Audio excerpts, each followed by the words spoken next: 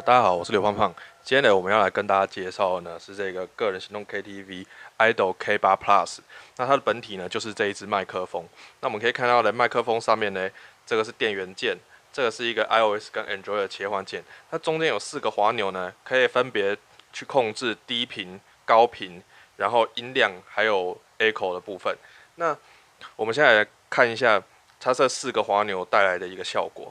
那我现在呢，直接是用这条线直接去接我的手机，所以说大家现在听到所有的声音呢，就是从这一支 Idol K8 Plus 里面录出来的。那我现在试试看，我把贝斯就是低频的部分把它推到最高，大家看看它的效果。那可以看到，现在我收录音质呢有明显的改变。那有些人如果喜欢一些贝斯比较强的，那我们可以把这个贝斯的部分把它推到底这样。然后另一个呢是高频的部分，我现在同样把它慢慢的推到底。那从这个收录的那个音质里面也可以听到，我把高频推到底之后呢，这个收录音质呢也是有一个蛮明显的改变。那在 KTV 唱歌呢，有的时候，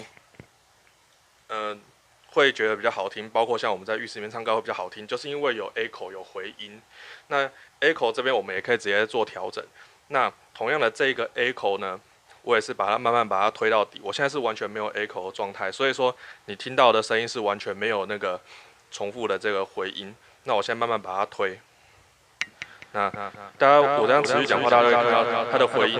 我把它推到最底的时候，讲话就会有非常明显的一个回音。那我把它调到中间，也许是比较多人在唱歌的时候他喜欢的一个状态。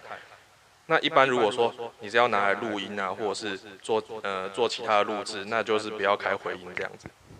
好，那这就是Idol K8 Plus 的4颗按键的一个功能。